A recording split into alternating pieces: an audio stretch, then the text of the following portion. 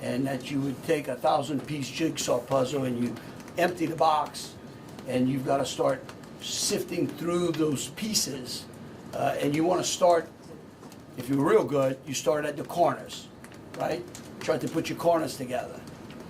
And from yesterday to today, over 1,000 law enforcement agents and officers, men and women, have been poring over countless amounts of data, of videos, of surveillances, interviews, tracking down every possible lead that came to us, whether it was the New Orleans Police Department, the Louisiana State Police, the FBI, or our other federal agencies.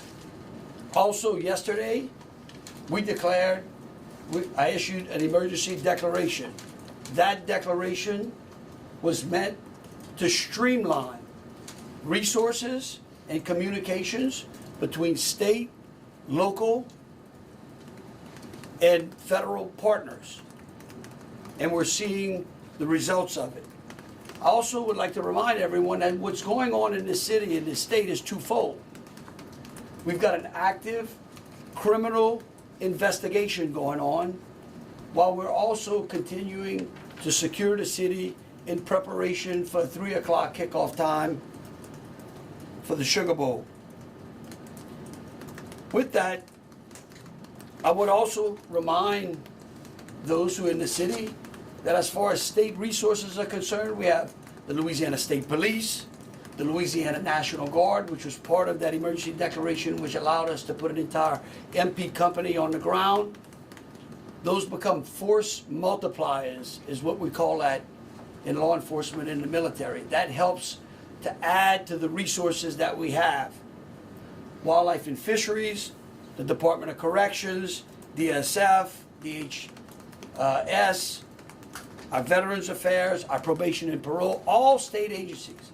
Any state agency who has post-certified officers are here in the city to help secure the city.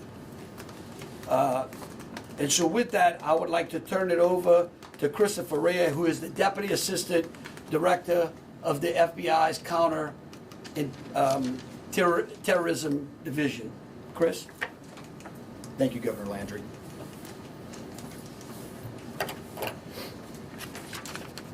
Good morning. I am FBI Deputy Assistant Director Christopher Rea. I'm from our Counterterrorism Division at headquarters. I'm also joined by Assistant Special Agent in Charge Alethea Duncan from our New Orleans office, who you heard from yesterday. I'm here to discuss not only the latest investigative information we have here in New Orleans, but I'll also let you know about other investigative activities outside of the state. I first, and most importantly, want to send our deepest condolences to the victims of this horrific attack and their loved ones. 14 innocent victims were killed in this senseless attack, and at least 35 are injured. We cannot ease the grief people in this community and across the nation are feeling at this time, but rest assured, we stand with you and in support of you. All the resources, and I'm going to go into that a little bit later, all the resources of the FBI are being focused on tracking down every piece of evidence, every lead, every interview, every potential lead we've got. While I won't be able to answer all your questions today, my goal is to be as forthcoming as possible with you on what we've uncovered so far. First and foremost, let me be very clear about this point. This was an act of terrorism. It was premeditated and an evil act. This was obviously a critical incident, and with that, lots of information and tips come pouring in from law enforcement, first responders, and the public. We have been aggressively running down these tips and information. As you all know, that takes time, and we will continue to do so until every lead has been followed through on. This investigation is only a little more than 24 hours old. So I ask you to keep in mind that as I go through some of the specifics later.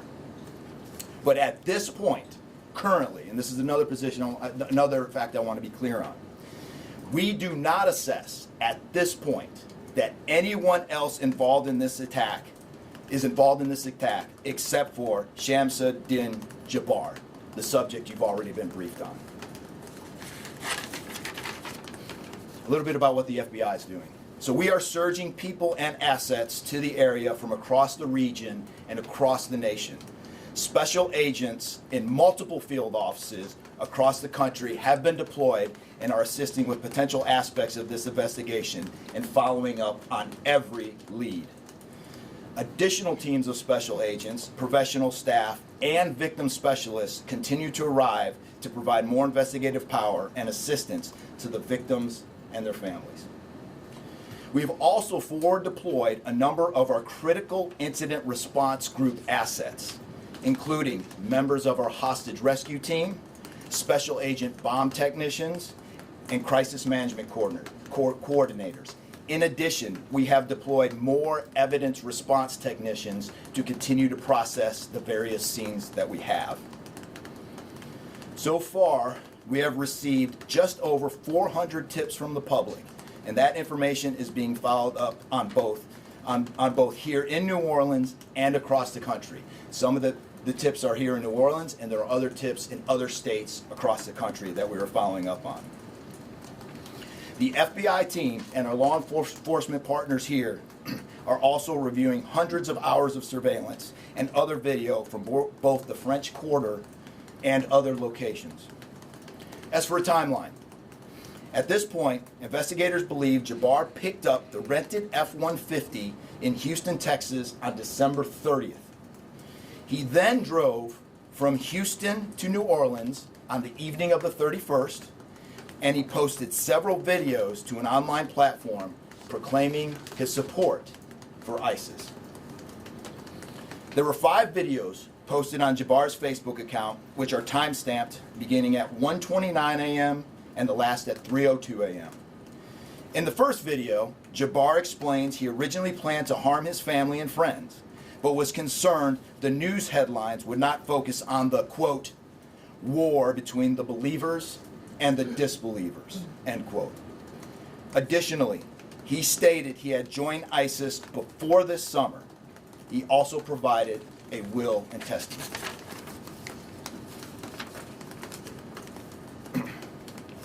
FBI and ATF.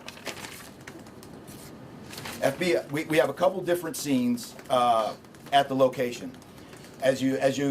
We have released the scene at Bourbon Street. That scene has been released. We also have a scene off of Mandeville Address where we are currently searching that scene right now. FBI and ATF agents have secured that house, and that location is being searched for potential evidence. On New Year's morning, Jabbar opened fire after ramming through a blocked-off area of Bourbon Street, used his truck as a weapon to run over the victims. Teams of specially trained victim specialists, again, as I said, are on the ground here in New Orleans, assisting survivors of the attack and loved ones of the deceased. We do not believe the public is in any danger around any of these locations. 3 phones linked to Jabbar have been recovered, and digital media exploitation is a priority to see what is on the devices and determine if there are any other potential leads. Additionally, we have recovered 2 laptops and are currently reviewing them for any potential leads. Those laptops were recovered at the Mandeville address. Evidence technicians will also be going over the F-150 truck Jabbar was driving. As you know, we recovered an ISIS flag from the back of the vehicle. Jabbar declared his support for the terrorist group on social media, as I stated before, as he made his way to New Orleans. FBI bomb technicians also recovered 2 IEDs in coolers, one from the cross-section of Bourbon and Orleans Street, and the second at an intersection approximately 2 blocks away. There were multiple reports of other devices. Those reports turned out to be misinformation or not not actual functioning devices. Those are the only 2 devices that we've been able to recover that were functional. Both devices were rendered safe on scene. We did obtain surveillance footage showing Jabbar placing the devices where they were found. Two other, as I said before, 2 other items of interest were determined not to be IEDs. A little bit about Jabbar. Jabbar himself was born in the United States and is a U.S. military veteran. We are looking in everything in his life. While we have interviewed many people who know Jabbar, we still need to talk to others. Whether you know Jabbar personally, worked with him, served in the military, or saw him in New Orleans or Texas, we need to talk to you. You may not think you have relevant information, but what you know could tie in to one of our investigative leads. Specifically, we want to talk to anyone who was in the French Quarter on New Year's Eve or early on New Year's Day. That includes people spotted near one of the 2 IEDs on Bourbon Street. The IED was inside a cooler, and many people stopped and looked at the cooler and then continued on their way. Let's be clear, again, we do not believe at this point these people are involved in this incident in any way. We want to speak to them as witnesses and want to know what they saw and when. I went down to the crime scene last night. It is very hard to put into words what it looked like and how difficult it was to see. Anyone with information can call us at 1-800-CALL-FBI or send digital tips to fbi.gov/Bourbon Street Attack. Early this morning, evidence response teams finished their work at the crime scene. Bourbon Street has been turned over to the city of New Orleans.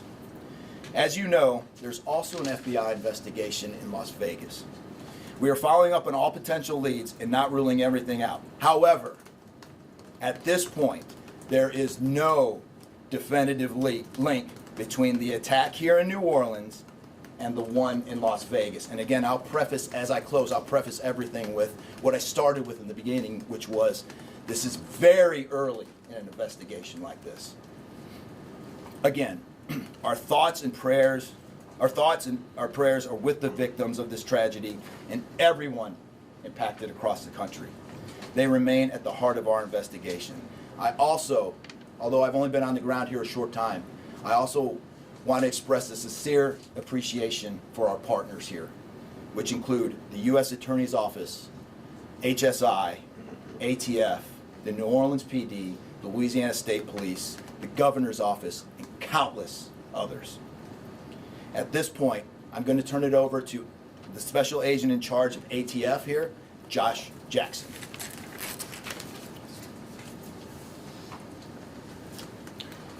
Hey, good afternoon. As stated, my name is Joshua Jackson. I am the Special Agent in charge for the ATF New Orleans Field Division. And ATF's primary mission is preventing, reducing, and solving violent crime throughout the United States and abroad. Solving part is the focus of this investigation. ATF resources that have been brought to bear to the city and to focus with our federal, state, and local partners have been our national response team.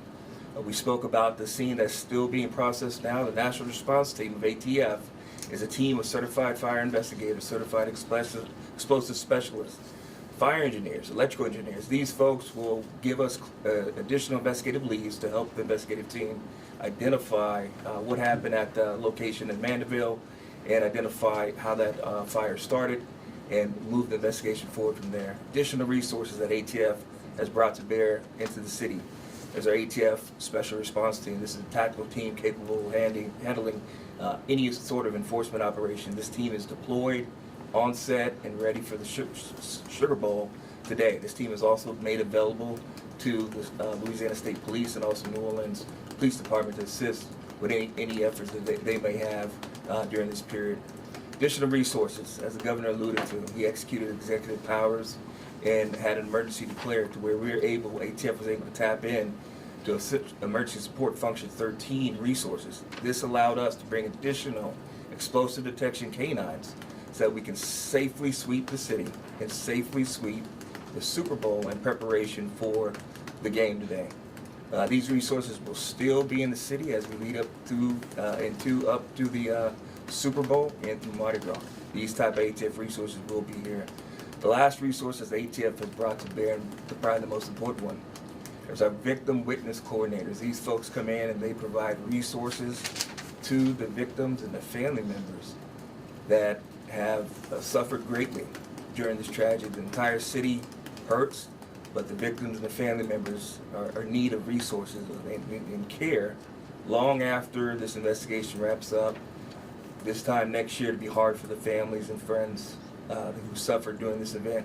So our victim witness coordinators are working with the FBI, the City of New Orleans coordinators to provide resources to these folks out here. And as we move forward, ATF will be committed. We will work with the investigative team moving this investigation forward, but also we'll be here to make sure the city is safe and prepared as we move into the Super Bowl. And with that, I'm going to turn it over to our mayor of this great city, New Orleans. Madam Mayor. Thank you so much. Thank you so much. Well, good morning once again. And I just want to just echo my thank yous to the unified command of our law enforcement partners and at every single level, federal, state, and governor. Governor, thank you for your partnership. Thank you. I also want to thank the residents and the visitors of the city of New Orleans for your patience, for your support, and most of all, your prayers. Our hearts and prayers continue to go out to the victims' families, and the city of New Orleans, we're resilient. And as I stated on yesterday, my focus in terms of a priority has been on our victims. As you heard, that yes, the FBI was able to clear Bourbon Street.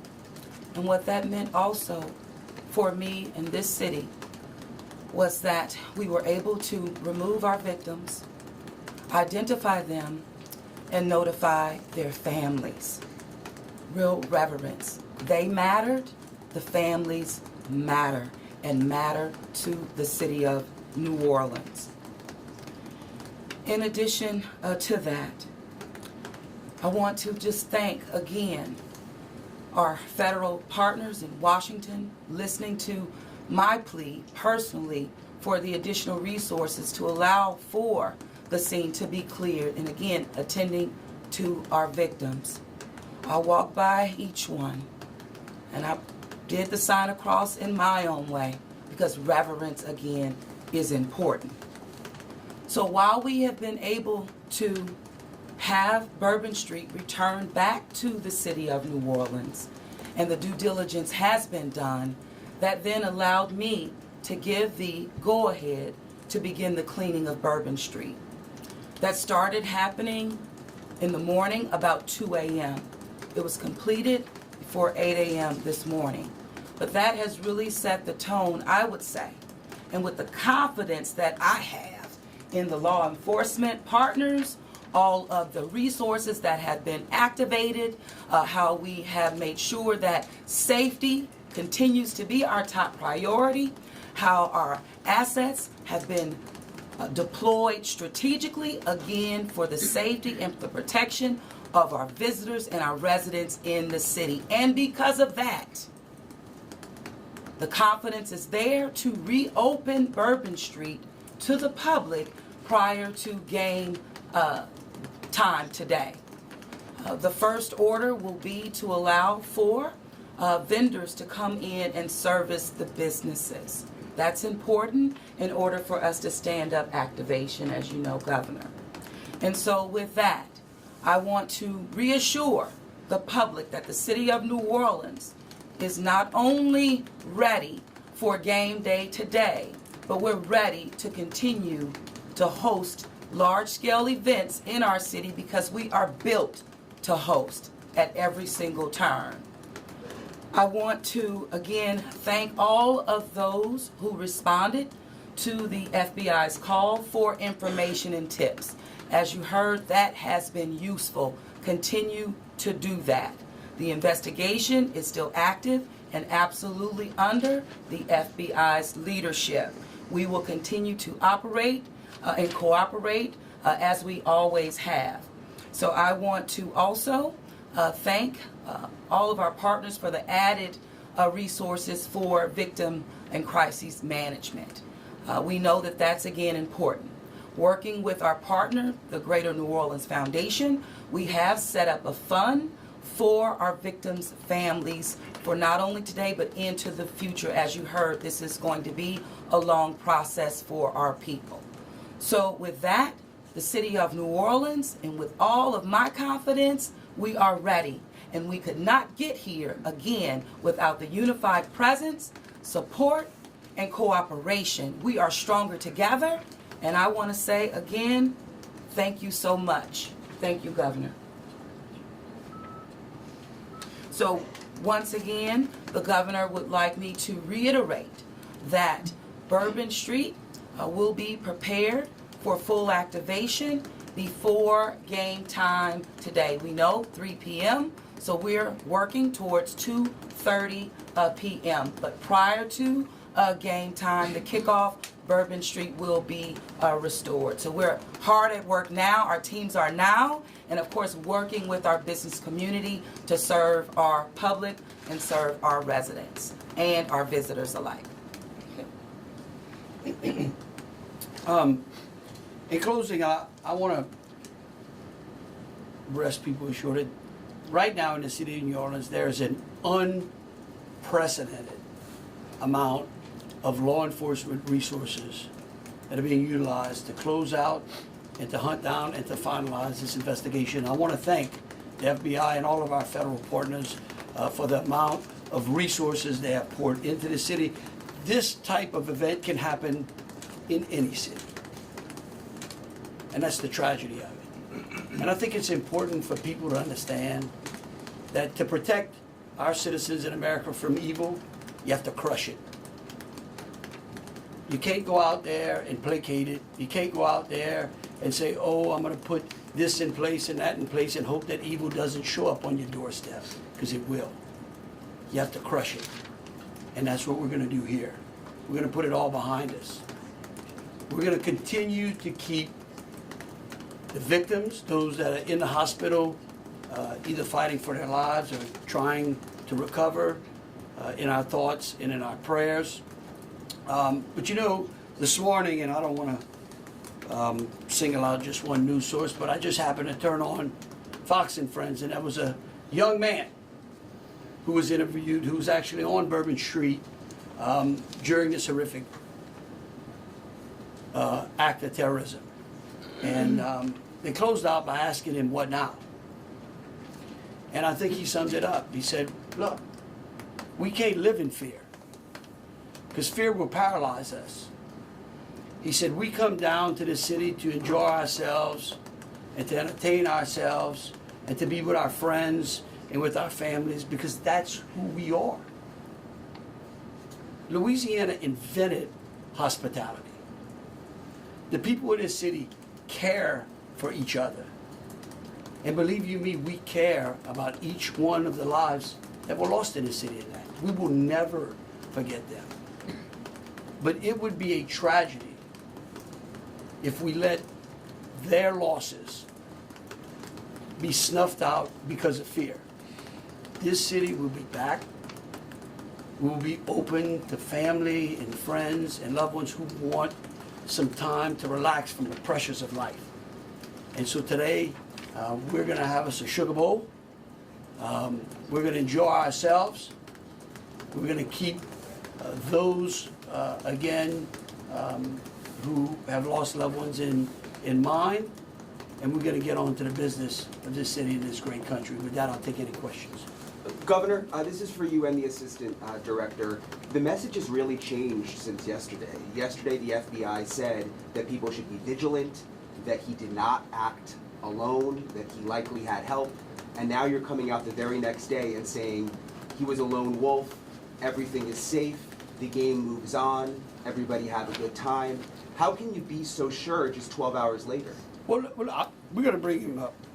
All right, but here's what I want to remind everyone. Like I was a deputy sheriff, right? I worked in a jail, I worked on the street, I worked on the interstate, I served warrants. I can tell you. Look, in today's world, I get it. Information, we get information like that. Everybody lives in a 15-second TikTok video. We think that life operates like it does on our phones, and it just doesn't. Information changes. In fact, that's why we ask the media for patience. We get information, like I said, no one dumps 1,000-piece jigsaw puzzle and puts it together in 5 seconds. Okay? And what I would tell you is that I appreciate the fact that what we did was we're under-promising and over-delivering today. And I think that's important. And I want to remind something. Look, because over the last decade, law enforcement has taken it on the chin, unfairly. And there are great men and women serving in the FBI, in ATF, in Louisiana State Police, in New Orleans PD. Our sheriffs have been unbelievable in this. And I tell you, they want to protect you all. And we have to trust them. And sometimes the information we put out, we end up finding out that it may be incorrect. But guess what? What we're doing here is something I think is important. It's called transparency. And look, something may change again. Here's what I do know, though. Right now, this is one of the safest places on earth. That doesn't mean that nothing can't happen. Thank you, Governor. And to echo exactly, I think the governor put it eloquently, as can be said. In a lot of these instances, I also had the opportunity to put a boss bomb, and I will tell you this is almost carbon copy to boss bomb as far as the inaccurate reporting that comes up. And what the governor said is we want to be transparent with the public. Years of the FBI not being transparent, we're being as transparent as we possibly can. And unfortunately, as we're being transparent, unfortunately for that, there is some information that we have to go back and recorrect. And in this particular incident, you heard the resources that we brought, that the other state and locals have brought. We've had 24 hours now to go through media, to go through phones, to interview people, to analyze those videos, analyze other databases. And after all of that, there's been hundreds and hundreds of leads done just in 24 hours. We're confident at this point that there is no accomplices. And I'll give you an idea of how that information sometimes, a lot of the early reports came out that there were extra people that were setting the coolers down, right?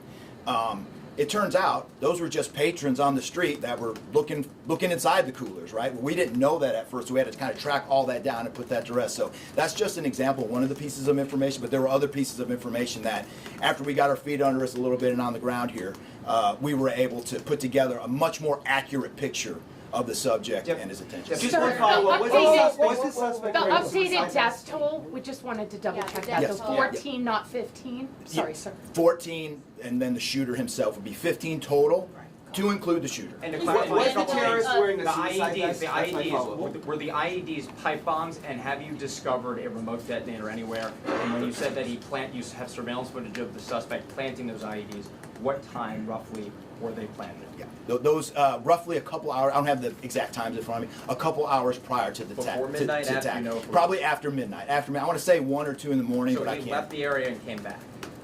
Correct. That's our assumption now. I mean, we still have a lot to work through. We're getting more surveillance video and everything else, but that's the assumption. Was he wearing a suicide vest? Were there sweeps being done on Bourbon Street? Would there have been canines out on New Year's Eve? Would there have been bomb sweeps done Look, as part of the regular think- precautions? Let me just say this, and either Joe or Rob will correct me. Look, a bomb dog doesn't operate like a drug dog, right? On Bourbon Street, there's a lot of senses, right? A lot of smells. I don't think you can run a bomb dog down Bourbon Street with thousands of people there and be able to sniff out a bomb. What we've been doing, what they have been doing, it's certainly a complete sweep of the quarter because of the limited amount of traffic that's been out there. Let me just say this. I think this may help. It would be my hope that as some additional time goes through, maybe closer to maybe the beginning of next week, we will, if we've got it to what extent buttoned up as we could. I would work with the FBI and the city, and maybe we can come up with a timeline to be able to get you those information, kind of walk everyone through from day one through. I think it's extremely premature, and you're really putting us on some speculative grounds to ask some of those questions, because again, it's only been 24 hours. I mean, can you imagine how far we've come in 24 hours? Governor, Can temporary you just bombs clarify are if there was pipe temporary bombs and a bollards remote being- detonator? Was he wearing Pipe this- bombs and a remote detonator? Well, we'll go one What at a is time. being done to make Bourbon Street safer tonight than it was New Year's Eve? Are temporary bollards being brought in to block off the street, and why weren't those used on New Year's Eve? Well, look, here's what I'm going to say. Every time some bad guy does something like this, there's what we call an after-action review. Because again, nothing is 100%. We have reinforced the area. We have deployed some additional types of assets. I personally, it's up to the city or other, I don't like to give specifics because I don't like to tell the enemy what we got. But I can tell you we're in better shape than we were before. We have time for two more questions. Can you speak to the Mandeville scene? Sit. Can you speak to the Mandeville scene? And then And some neighbors at that site told us they smelled smoke early in the morning. Was there a fire there? Any kind of burning happening? Yeah, Do you great. still believe that that fire happened after the suspect was killed? That's correct. Yeah, I'll move to 18. I do want to address the suicide vest question. I want to kill that one right away. Okay. There was no evidence that the subject was wearing a suicide vest at all. So I will turn the Mandeville stuff over to ATF. Yeah, as to the fire at the Mandeville scene, so our working theory now is that the fire started after Jabbar was already deceased. There's a lot of different ways that can happen. You could have different time devices. You could have a long cord that extended that time. You could also have pressure cookers that were put on top of the stove filled with gasoline, and then it went off. There's a lot of different ways to do it, but that is why our ATF National Response Team is here to answer those questions and get that investigative lead back to our team. So more to come on that. We're still processing that scene. We're out there right now. Are you able What to was the suspect story type for of how bomb? he became radicalized over all of this time? What brought him to Bourbon Street? Do we understand, was there any international travel involved? What led him down this path to the sort of radicalization? Sure, a lot of questions we're still asking ourselves. We know that he specifically picked out Bourbon Street. Not quite sure why. I mean, I think one can assume that it was lots of people New Year's Eve, with a target for an attack. That's the stuff in the coming days as far as that path to radicalization that we're really going to be digging into and making a priority of. So what I can tell you right now is that he was 100% inspired by ISIS, and so we're digging through more of the social media, more interviews, working with some of our other partners to ascertain just how to ascertain a little bit more about that connection. We're going to do one more, Kate. Right there. You've had your hand up for a while. Yeah. Sorry. Thank you, I appreciate it. Yeah. It's actually for Special Agent Ryan. Sir, I prefer those. I'm gonna in order to reassure people, would you be able to explain the analysis and evidence that has led to this most recent understanding that he was a lone actor and that there is at this point, at least from your understanding, no further danger to the public? Sure. I think a lot of that, multiple interviews, the hundreds of interviews that we've conducted so far, the social media review that we've done of his accounts, by my count now, the 5 devices we have, the 3 cell phones and the 2 laptops, been able to initially triage or go through that, and there is just nothing to indicate through call records, through anything on those devices, through interviews, through anything in our systems that he was aided in this attack by anybody. And again, I have to caveat, like the governor said, this is 24 hours into it. And that could change, but right now, we've got a much better picture and much more confidence on what we were dealing with than we were just 20 Mayor, years what ago. gives you the All right, look, confidence? thank y'all so very much. Again, Mayor, what gives you the confidence to say to we're people going that to they try can to come to your get city y'all for as big much events? information as possible, so, any additional information we put out, through press releases. Thank you so very much. Moving forward, are we Mayor. gonna be making Bergen Street a pedestrian only, or are we gonna be allowing cars to drive through?